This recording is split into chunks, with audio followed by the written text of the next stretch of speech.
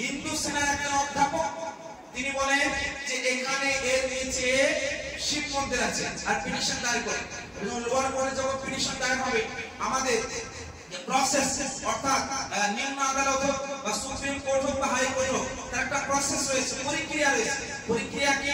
যখন কেউ পিটিশন দায়ের করবে লোয়ার কোর্টে বা সুপ্রিম কোর্টে বা হাই কোর্টে ওখানকার জাজেস কি করবেন না ওটাকে দেখবেন আর ওই কথাটি ওই পিটিশনটি যদি এলিজিবল হয় মানে শোনার উপযুক্ত হয় তো ওখানে কি করেন ওটাকে গ্রহণ করেন এবং তার একটা কপি তাদেরকে দেওয়া হয়। তো সকালবেলায় পিটিশন দায়ের হচ্ছে, সকালবেলায় পিটিশন দায়ের করছে অর্থাৎ হিন্দু সেনার একজন অধ্যাপক উনি পিটিশন দায়ের করছেন আজকের লোয়ার কোর্টে নিম্ন আদালতে বিকেল 4টার আগেই মিডিয়ার সামনে বলেছে যে পিটিশন দায়ের করেছি আর এই 4টার মধ্যে আমরা পেয়েও দিয়েছি। আর কি পেয়েছি না এই কথাটি বা এই পিটিশনটা গ্রহণ করা হচ্ছে, খারেজ না গ্রহণ করা হচ্ছে, মানে এটা ইটস এলিজিবল, এটা হচ্ছে উপযুক্ত মানে শোনার উপযুক্ত। এবার নিম্ন আদালতে কোনো পিটিশন দায়ের হলে জাজেস দেখবে যে এর উপরে তার কি আছে, দলিল কি আছে, এভিডেন্স কি আছে, মানে এটা আসলে কি শোনার উপযুক্ত কিনা। তো কি দলিল দিয়েছে জানেন? দলিল এটা দিয়েছে হিন্দু সেনার অধ্যাপক, দলিল দিয়েছে যে 1910 খ্রিস্টাব্দে একটি বই লেখা হয়েছে আর বইটির লেখক একজন জজ ছিলেন, ওনার নাম হেরোগাস শান্তা। 1910 খ্রিস্টাব্দে ব্রিটিশ আমলে একটি বই লিখেছেন যে বইয়ের মধ্যে উনি উল্লেখ করেছেন যে এই মাজার শরীফটা যখন তৈরি হয়, মাজার শরীফটা 1200 খ্রিস্টাব্দে তৈরি হয় আর 1192 খ্রিস্টাব্দে 1192 এর নিচে একটা মন্দির ছিল যেটাকে ভেঙে এই মাজার তৈরি করা হয়েছে, এটা কিতাবের মধ্যে লিখে দেওয়া। আর ওই হিন্দু সেনার অধ্যাপক উনি কোর্টের মধ্যে মন্তব্য করছেন বা বলছেন যে দেখুন আর 700 বছর ধরে এই কিতাবটা সবাই পড়ে, কিতাবটা সবাই দেখে, কিতাবটা সম্পর্কে সবাই জানে, আজ পর্যন্ত কেউ আপত্তি করেনি, তার মানে এটা মন্দির ছিল। এটা কোনো দলিল হলো? এটা কোনো এভিডেন্স হলো? কেউ লিখে দিয়েছে বাস মেনে নিতে হবে। এই কিতাবটা আসলে কি ভেরিফাইড? এই কিতাবটাকে আসলে হাজার হাজার মানুষ ভেরিফাই করেছে? এই কিতাবটাকে আসলে গ্রহণযোগ্য? এমন দিকে কেউ যাচ্ছে না, ডাইরেক্ট হয়েছে কিতাবে আছে মানে হবে। আর একটা দলিল কি না আজমির শরীফে যে আঁকা এই নকশা এটা মন্দিরের মতো, আজমির শরীফে যে বড় গেট আছে এই গেটটার ডিজাইনটা কেন তো মন্দিরের মতো। কি মহা সমস্যা ব্যাপার বুঝতে পারছেন? মানে স্ট্রাকচারের ডিজাইনটা মন্দিরের মতো হয়ে গেল মানে নিচে নাকি মন্দির আছে, ওই গম্বুজটা নাকি মন্দিরের মতো হয়ে গেল মানে নিচে শিব মন্দির আছে। এই নানান ধরনের বাকওয়াস একদম অযৌক্তিক মন্তব্য, অযৌক্তিক দলিল যেগুলোকে লোয়ার কোর্ট নিম্ন আদালতে উপস্থাপন করে ওটাকে এলিজিবল করার জন্য পেশ করা হয়। আর সঙ্গে সঙ্গে বিকেল 4টার মধ্যে 3 জন গ্রুপকে লোয়ার কোর্টের তরফ থেকে নোটিশ পাঠিয়ে দেওয়া হয় এএসআইকে এবং যে দরগা কমিটি তাকে এবং যে ভারতের যিনি সার্ভে করবেন সেই কমিটিকে নোটিশ পাঠিয়ে দেওয়া হয়। আর আগামী ডিসেম্বর মাসের 20 তারিখে শুনানির জন্য প্রথম ডেট জারি করে দেওয়া হয়। মানে এত তৎপর আমাদের নিম্ন আদালত, এত তৎপর যে কোনো কেস আর পেন্ডিং এ থাকবে না। সকালে পিটিশন দায়ের হয়েছে বিকেল 4টার মধ্যে গ্রহণ করে নেওয়া হলো, আবার বিকেল 4টার মধ্যে 3 জনকে নোটিশ পাঠিয়ে দেওয়া হলো যে আগামী ডিসেম্বর মাসের 20 তারিখে প্রথম শুনানি। इतना फास्ट, अगर इस तरह फास्ट काम करने लगे तो हिंदुस्तान का किसी भी लोअर कोर्ट में, किसी भी हाई कोर्ट में कोई भी पिटीशन दायर होने के बाद पेंडिंग नहीं रहेगा। और आपको मालूम है हजारों केसेस ऐसे हैं जो पेंडिंग पड़े। तो এটা জানতে হবে, এটা বুঝতে হবে যে এটা একদম টার্গেটেড বিষয়, একদম পরিকল্পিতভাবে এটাকে টার্গেট করা হয়েছে। আজ থেকে কয়েকদিন পূর্বে সম্ভল জামা মসজিদের উপর হামলা হয়েছে, সবাই জানেন। জামা মসজিদের নিচে নাকি মন্দির আছে, তার আগে চলে যান উত্তরপ্রদেশের জ্ঞানব্যাপী মসজিদ, ওর নিচেও নাকি মন্দির আছে, ইত্যাদি ইত্যাদি। শুনেছেন না শোনেন নাই?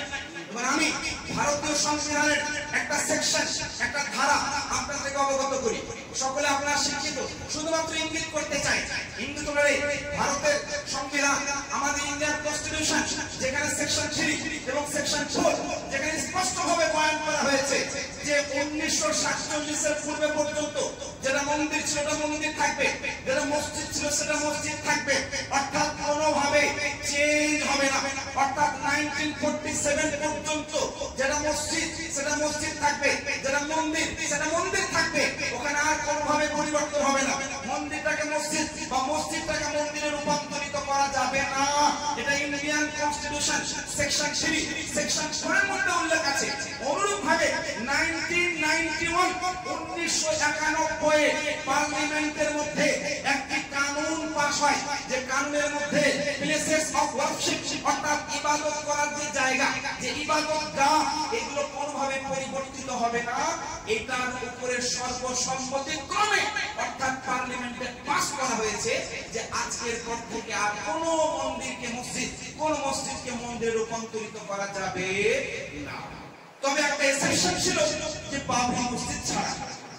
তো বাবরি মসজিদের সময়ও বাবরি মসজিদে যারা জাজমেন্টটা পড়েছেন, আলহামদুলিল্লাহ আমি অনেকটাই পড়েছি, অত পেজেস তো পড়ি নাই, তবে যতটা পড়েছি তার মধ্যে 1991 এর যে অ্যাক্ট, 1991 এ যে বিল বা যে কানুন পাস হয়েছে, ওই কানুনটা বাবরি মসজিদের জাজমেন্টে উল্লেখ করা আছে যে 1991 অনুযায়ী প্লেসেস অফ ওয়ার্শিপ, এই প্লেসেস অফ ওয়ার্শিপ যে কানুন পাস হয়েছে ওই মোতাবেক বাবরি মসজিদটা যেহেতু নাই, বাবরি মসজিদটা খারেজ, সেই জন্য জাজমেন্ট দেওয়া হচ্ছে। এটা বাবরি মসজিদের জাজমেন্টে উল্লেখ রয়েছে। তার মানে সুপ্রিম কোর্ট এটা মেনে নিয়েছে যে 1991 এ যে পার্লামেন্টে কানুন পাস হয়েছে ওর বিরোধিতা করা যাবে না, ওর বিপক্ষে কোনো আইন বা কোনো বিপক্ষ কাজ অবলম্বন করা যাবে না। এটা ভারতীয় আইনের অন্তর্ভুক্ত। কিন্তু তারপরেও আজকে এই বিজেপি আরএসএস এর মতো মানুষেরা যারা আইন বিরোধী, যারা আসলে ভারতের কনস্টিটিউশন, ভারতের কানুনের বিরোধী কাজ করে, যারা আজকে বড় বড় গলাবাজি করে বলে যে আমরা আইন মোতাবেক করছি। সবথেকে বড় জিনিস মনে রাখবেন, ভারতের একটা সৌন্দর্য কি জানেন? ভারতের কনস্টিটিউশনের মধ্যে দুইটি যে পয়েন্ট লেখা আছে, যে দুইটি পয়েন্টের উপরে আমাদের ভারতের সৌন্দর্যতা টিকে আছে। একটা হচ্ছে কি ধর্মনিরপেক্ষ, রিলিজন ইজ নো ম্যাটার, মানে কে কোন ধর্মের মানুষ এটা কোনোভাবেই পরোয়া করা যাবে না। সব ধর্মের মানুষের ভারতে বসবাস করতে পারে, মানে রিলিজনটা কোনো ম্যাটার রাখবে না। আর দ্বিতীয় নম্বর পয়েন্ট হলো যে প্রজাতান্ত্রিক, গণতান্ত্রিক, অর্থাৎ সবাই গণতন্ত্র দেশে জীবনযাপন করবে। ভারত হচ্ছে গণতন্ত্রের দেশ। এই যে দুইটি পয়েন্ট, এই দুইটি পয়েন্টকে নষ্ট করার ষড়যন্ত্র বিজেপি বহু আগে থেকে আর আরএসএস বহু আগে থেকে পরিকল্পনা করে রেখে দিয়েছে, যেগুলো আমাদের বুঝতে হবে। এই মর্মে যদি আলোচনা করি 2-3 ঘন্টা চলে যাবে, তবু শেষ হবে না। যদি কনস্টিটিউশন নিয়ে, সংবিধান নিয়ে, আইন নিয়ে আলোচনা করা হয়, তবু আমি বলি আপনাদেরকে যে আলহামদুলিল্লাহ আপনাদের এই ইমাম সাহেব একজন ছোট্ট, কিচ্ছু জানি না, সংবিধান সম্পর্কে একটু যে জ্ঞান আছে, ওই ছোট্ট সংক্ষিপ্ত জ্ঞান অনুপাতে যদি আলোচনা করা হয় 3-4 ঘন্টা লেগে যাবে। তবু বড় বড় আইন নিয়ে যারা কথা বলে, যারা আরএসএস, বিজেপি বা হিন্দু সেনা যারা বক্তব্য দেয়, তাদের যদি আমার সামনে দাঁড় করে দেওয়া হয়, তাদের মুখ যদি বন্ধ না করে দিতে পারি, আমার নাম মুস্তাফা বকর মিসবাহ। কিন্তু তারা কি করে? তারা ওই যে সমস্ত ব্যক্তিরা আইন সম্পর্কে অবগত নেই, ইসলাম সম্পর্কে অবগত নেই, ইসলামের শরীয়ত সম্পর্কে অবগত নেই, কানুন সম্পর্কে অবগত নেই, তাদেরকে টিভির সামনে, মিডিয়ার সামনে আনা হচ্ছে। আর তাদেরকে যখন বক্তব্য দিতে বলা হচ্ছে, তারা দরকার সম্পর্কে, আদমের সম্পর্কে একদম কিচ্ছু জানে না। তারা কি হেরে চলে আসছে, আর এসে মুসলমানের মধ্যে বিবাদ তৈরি করা হচ্ছে, সমাজকে নষ্ট করা হচ্ছে। তো আমাদের জানতে হবে, বুঝতে হবে, এটা নতুন নয়, আগামী দিনে হবে না এমন কোনো গ্যারান্টি হতে থাকবে। আমাদের কর্তব্য কি? মনে রাখুন, একটা হাদিস পড়ি। আল্লাহ রাসূল সাল্লাল্লাহু আলাইহি ওয়াসাল্লাম ইরশাদ করেন, এই হাদিসটি ইমাম বাইহাকীর লেখা কিতাব শুআবুল ঈমানের মধ্যে বিদ্যমান। আল্লাহ রাসূল বলে, ওয়া ইদা সালাহা সুলতানুকুম সালাহা জামানুকুম ওয়া ইদা ফাসাদা সুলতানুকুম ফাসাদা জামানুকুম। মনে রেখে দাও, কিয়ামতের আগে কয়েকটি আলামতের মধ্যে একটি আলামত হলো এই, যে যখন দেশের পরিচালক, যখন দেশের শাসক ভালো হবে, তোমাদের জামানার যুগটাও ভালো হবে। দেশের যখন সুলতান, দেশের যখন বাদশাহ, পরিচালক, শাসক যখন ভালো হবে, তোমাদের জামানাটা ভালো মনে হবে। ওয়াইদা ফাসাদা সুলতানুকুম ফাসাদা জামানুকুম। আর কিয়ামতের পূর্বে দেখবে, যখন শাসক খারাপ হবে, শাসক যখন বদ হবে, তোমাদের জামানাটা, তোমাদের যুগটাও তোমাদেরকে খারাপ মনে হবে, কারণ অত্যন্ত ভয়ঙ্কর হয়ে যাবে। তখন আমাদের করণীয় কি? মনে রাখবেন, আজকে আমি এই সুন্নি হানাফি জামা মসজিদ মারি রোডের মসজিদ থেকে আমি অবশ্যই বয়ান এটাই করব। মনে রাখবেন আগামী দিনে আজমের শরীফের যে প্রথম সুনওয়াই 20 ডিসেম্বরে হতে চলেছে। যদি এর বিপক্ষে আজমের শরীফের বিপক্ষে যদি কোনো রকমের কোনো মন্তব্য করা হয় অথবা কোনো আইন পাস করা হয় অথবা সার্ভে করার পরে ওই আজমের শরীফের যদি হস্তক্ষেপ করা হয়, মনে রাখবেন ভারতের মুসলমানরা চুপ থাকবে না, কারণ ভারতের জান থাকে আজমের শরীফের মধ্যে। ভারতীয় মুসলমানদের প্রাণ জুড়ে আছে আজমের শরীফের সঙ্গে। ভারতবর্ষের মুসলমানের দিল, মন, প্রাণ, হৃদয় আজমের শরীফের আজমের ওয়ালা হুজুর খাজা গাজী নওয়াজ রাদিয়াল্লাহু তাআলা আনহু প্রেম প্রীতির সঙ্গে যুক্ত আছে। इसलिए बेवकूफी वाली हरकतें छोड़ो और याद रखो, हिंदुस्तान के मुसलमानों की जानें बसती है अजमेर शरीफ की दरगाह के साथ, हुजूर ख्वाजा गाजी नवाज रदियल्लाहु ताआला अन्हु के अजमेर शरीफ के साथ। लिहाजा अगर अजमेर शरीफ के खिलाफ अगर सर्वे होने के बाद अजमेर शरीफ के ऊपर किसी तरह का हमला किया गया तो हिंदुस्तान के मुसलमान खामोश नहीं रहेंगे। मैं इशारा करके जानता हूँ, ये मेरी बात नहीं, तमाम हिंदुस्तान के तमाम मुसलमानों की धड़कन। সুতরাং মনে রাখতে হবে যে আজমের শরীফের উপর হস্তক্ষেপ করলে এটা শেষ জামানা মনে করতে হবে, এটা শেষ মনে রাখতে হবে।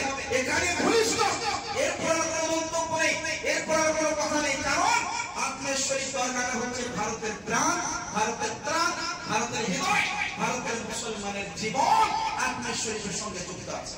আমাদের